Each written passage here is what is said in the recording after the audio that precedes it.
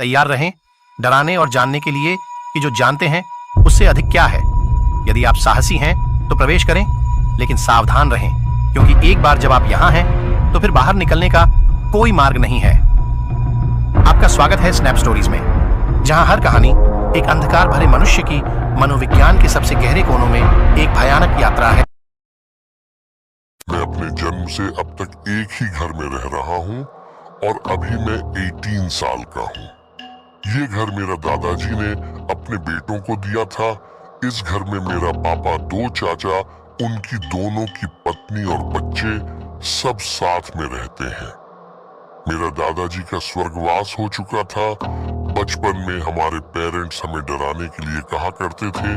जब हमारे दादाजी ने घर खरीदा था, उससे पहले एक पति पत्नी रहते थे और उनका कत्ल इसी घर में हुआ था।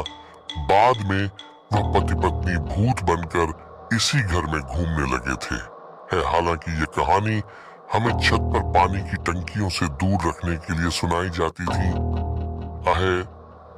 वैसे तो बहुत ही चीजें मेरे आसपास होती रहती हैं, लेकिन जब मैं 11 साल की हुई, मेरा जिंदगी पूरी तरह से बदल गया। वैसे तो हमारे यहाँ सबके अलग अलग कमरे थे, लेकिन मैं और मेरा 2 बहनें एक ही कमरे में सोते थे।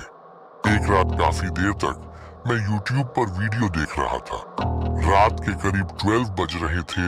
मेरे बहन अपने बेड पर सो रही थी। मेरा बेड बीच में था। कमरे की लाइट ऑन ऑफ हुई और कमरा पूरा अंधेरे में था।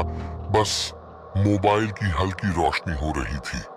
अचानक मेरे घुटने पर किसी ने 3 बार थपकी दी थी कि इसमें डर कर उठ बैठा और कमरे में चारों ओर देखने लगा, लेकिन कहीं कोई नहीं था।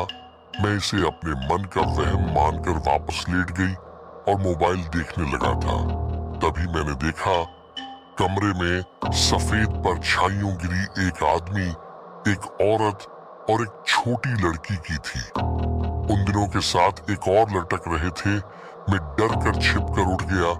तब तक घर के सब लोग जाग चुके थे और मेरे कमरे में आ चुके थे।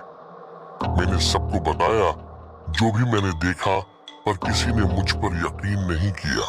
अगले दिन 2 पुलिस वाले आए और उन्होंने मेरे पापा को एक तस्वीर दिखाई और बताया यह घर पहले इन्हीं तथा उन दोनों पति पत्नी का है।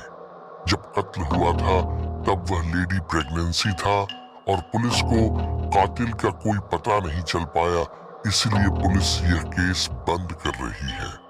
मैं अपनी गर्दन के साथ सीढ़ियों पर छुपकर यह सब सुन रहा था और डर से मेरा हालत खराब था। ये एक दूसरी बड़ी घटना जो कि पिछले महीने हुई कि मेरे माँ किचन में काम कर रही थी और वहीं बैठे उनसे उन्हीं दोनों मृत पति पत्नी के बारे में बात कर रही थी। तभी अचानक वहां रखी टेबल कुर्सी टुकड़ों में टूटकर बिखर गई। टेबल कैसे टूटी, इसका जवाब हमारे पास नहीं है। मेरे घर में 18 लोग हैं और सबके साथ ही अजीब बात से हुए हैं। हम अब भी उसी घर में रहते हैं।